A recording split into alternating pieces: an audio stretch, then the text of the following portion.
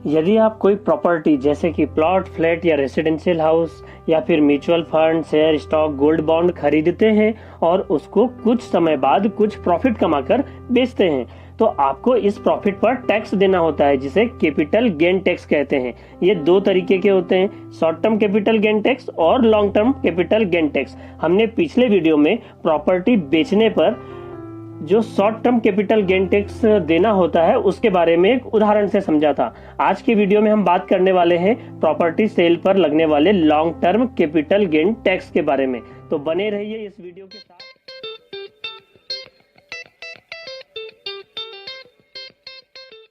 तो यदि आप कोई मकान या रेसिडेंशियल प्रॉपर्टी को खरीदने के बाद 2 साल से अधिक समय तक अपने पास रखकर बेचते हैं, तो होने वाले मुनाफे पर, प्रॉफिट पर आपको long term capital gain tax देना होता है।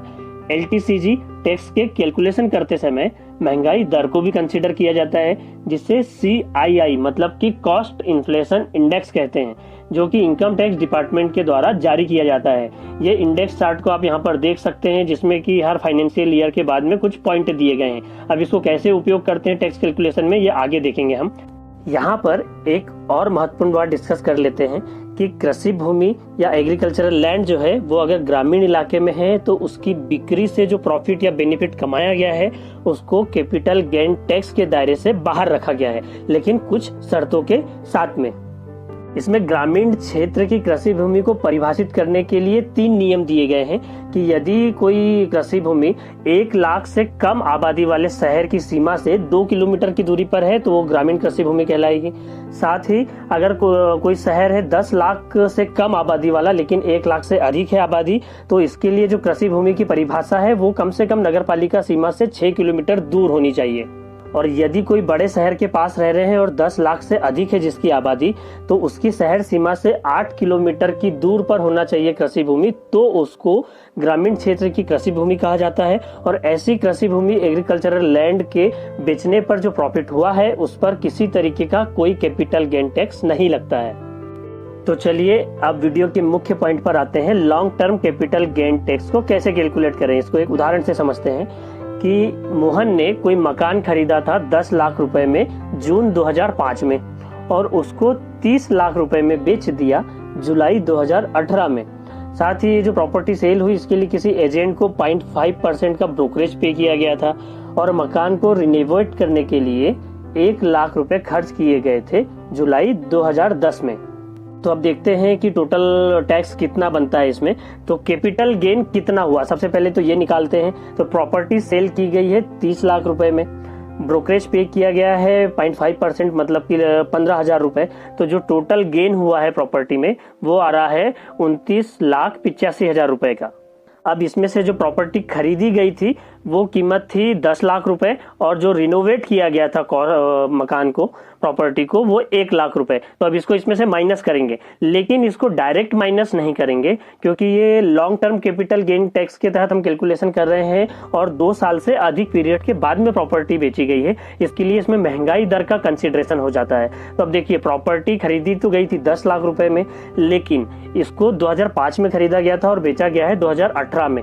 तो इन लगभग 12-13 वर्षों के दौरान जो महंगाई बढ़ गई तो उस दौरान मकान की कीमत भी बढ़ी है। तो जो एक्चुअल खरीदी कीमत थी सन 2018 में उस हिसाब से कैलकुलेट करें तो इसको जो इनकम टैक्स डिपार्टमेंट द्वारा CII जो जारी किया गया इंडेक्स उसके हिसाब से देखते हैं। तो इसको कैलकुलेशन कैसे करेंगे, सबसे पहले तो जो आपकी प्रॉपर्टी की परचेसिंग प्राइस है उसको लिखते हैं, बाद में इसमें मल्टीप्लिकेशन करते हैं कि 2018-19 जो फाइनेंशियल ईयर में प्रॉपर्टी बेची गई है उसका CII कितना है। तो 280 आ रहा है यहाँ पर एक ग्राफ में देखने पर।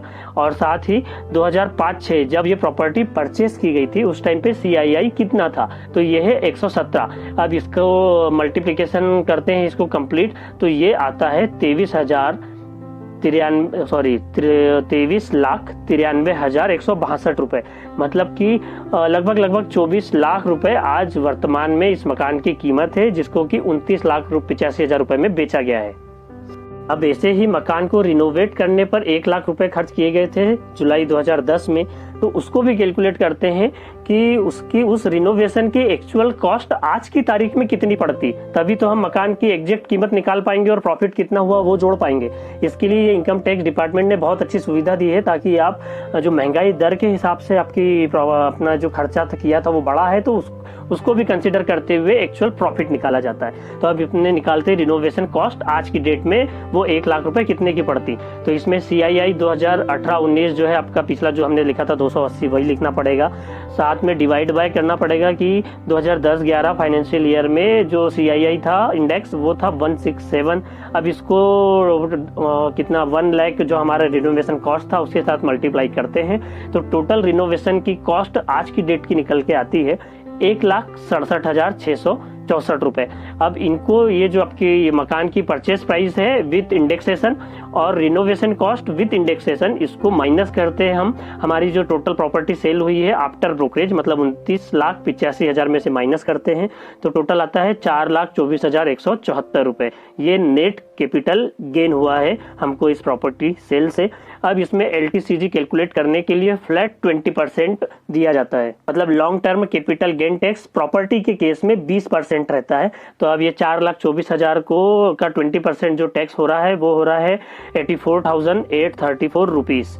तो ये रहा इस प्रॉपर्टी सेल का टोटल LTCG कैलकुलेशन, तो जो कि short term capital gain tax से बहुत कम होता है। इसलिए जनरली सलाह दी जाती है कि यदि आप कोई प्रॉपर्टी सेल कर रहे हैं तो उसको कम से कम खरीदी तारीख से 2 साल के बाद ही बेचें, ताकि आप long term capital gain tax के दायरे में रहेंगे। और साथ ही क्या होता है कि इसमें टैक्स छूट का भी फायदा ले सकते हैं LTCG में, मतलब कि जैसे आप इनकम टैक्स बचाने के लिए 80C आदि सेक्शन में इन्वेस्ट कर टैक्स बचाते हैं, वैसे ही कैपिटल गेन के तहत में जो आपने प्रॉफिट कमाया है उसको भी कहीं पर इन्वेस्ट कर long term capital gain tax को बचा सकते हैं। इसके बारे में हम अगले वीडियो में बात करेंगे कि वो कौन कौन से सेक्शन है जहां पर LTCG के तहत जो प्रॉफिट कमाया गया है उसको इन्वेस्ट करने से टैक्स की बचत कर सकते हैं। तो ऐसी ही और जानकारी के लिए हमारे चैनल को सब्सक्राइब करें और बेल आइकन को दबाएं ताकि आने वाली वीडियो की नोटिफिकेशन पा सकेंगे। वीडियो लाइक करें, शेयर करें। देखते रहिए, सीखते रहिए। धन्यवाद।